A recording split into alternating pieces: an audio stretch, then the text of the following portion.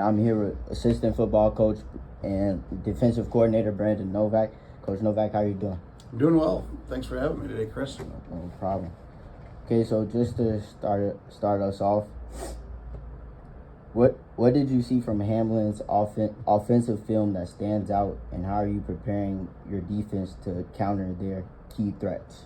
Yeah, that's a great question. Well, we came off a really busy weekend, kind of a slow start for Johnny Nation for lack of games with a lot of practice leading up to it. So we kind of joked we had 38 practices from spring ball till now, getting into the fall and now getting into the system. So what we did at Morris, posting that shutout was a great thing, and it kind of built that confidence after graduating 40 plus seniors last year to get us going here. So the question that you asked was, what do we see out of Hamline? Well, they got a transfer 2 years ago from Concordia, who was one of their best receivers at Concordia. He's still the playmaker, 67 catches last year, 1,200 yards, 13 touchdowns.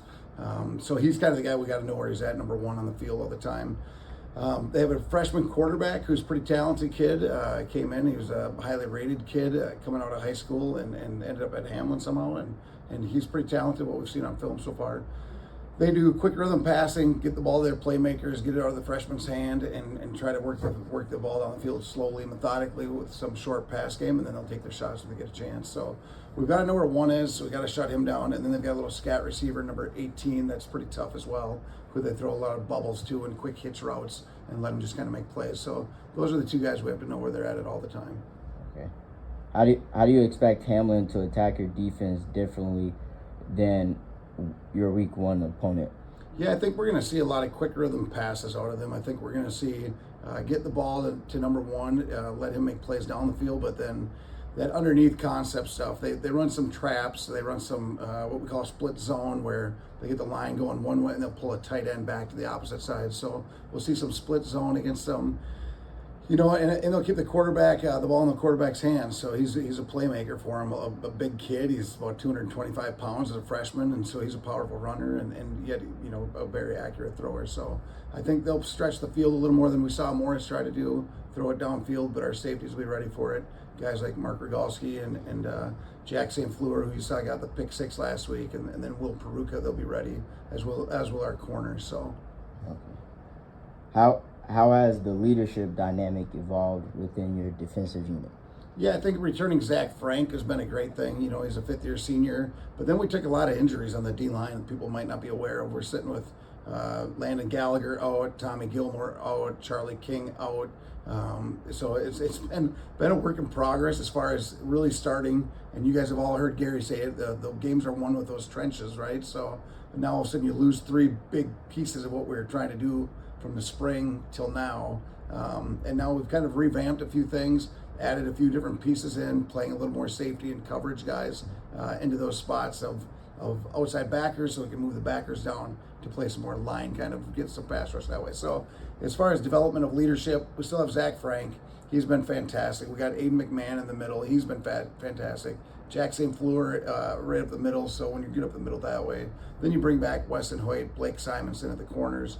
They've been fantastic. But I think one thing that happens at St. John's, and it's been happening for 100 years almost, is that our upperclassmen are great leaders. They're developed that way at St. John's. They're developed that way through coaches, through mentors from the guys that graduated before them. And these guys step into the roles and really take that leadership seriously. Okay, so with this question coming up, what younger players have stepped up and earned more playing time? Great question. Landon Danner at linebacker stepped up. He's made some plays. We've seen guys like Peyton Getlicker get back on the field after kind of a year off, and we moved him into a nickel role from his corner spot, so he's really had a good step up. Grady Minerath got some starts last year, he got hurt, and now he's back in the lineup. Juwan Cockfield at the other D tackle, and he's doing really well. And then you're seeing like Vince Pine at the corner stepping in. He made that great defensive stop on fourth down against Morris to save that shutout, and he stepped up and done a great job. And then finally, there's guys like Tyler Smith, who did a year of junior hockey, is now playing football for us, and he's had a great kind of transition from that hockey rink to the football field for us. So it's been pretty exciting to see what's happened. How important is creating turnovers to your defensive game plan, and what specific techniques are you emphasizing? Yeah, we try to get stops first, right? Try and get 3-and-outs, get those stops, and then put those teams in pressure situations where 2nd and 10, 3rd and 10. You hear it all the time. People talk about exotic defenses, and I think it just means you're bringing pressure, you're showing pressure, and then you're backing out of it to a zone, or you are staying with it and going man-to-man. Getting the turnovers, it cracks the game open. All of a sudden, I got a nasty look from Cole Heckendorf at the end of last week's game when we got the pick six, because that meant his offense wasn't going to be back out, but the defense got to go back out. So we talk about that a lot. You get to create those turnovers, get the pick six, a fumble for a score, and the defense gets to go right back out there. So it's just one of those fun kind of offense versus defense kind of things that we play on. But we know it's important. If we can create turnovers, give the ball short fields to our offense, they're going to score quick, they're going to score often, and it's going to help us win a lot of games. Okay. What's your approach to defending in the red zone, and how did that look in week 1? Yeah, it's things get tight when you start getting inside that 20-yard line. The safeties are closer. They don't have to cover deep posts. They don't have to cover the deep goal ball. Corners can kind of creep in, play more tight because now there isn't as much room to work. And when that field gets confined like that, it gets hard for offenses. For us, it's the same mindset that we have all the way through. Like, hey, we want to get that stop. And then once they get close to that red zone, this is imperative that we get the stop. And I think you see that with our guys, that emotional level goes up. Everybody gets even more excited. They're already really elevated, and then it takes it to that hyper level of being great. And it gets different. Like when you're inside that goal line, certain plays can't be run, so you don't have to defend certain plays because they're not going to happen because you're too tight to the goal line. People are run heavy, they're play action heavy, they're get the ball to their best playmakers heavy. And when you understand those kind of concepts, guys can play at a very high level. How do you prepare your defense for different down and distance situations? Yeah, that's another good question. We do series like that all week long. So any given day of the week, we probably have some kind of different situation going in, whether it's 4th and long, 4th and medium, if it's 4th and goal on the 10, if it's 4th and goal on the 2.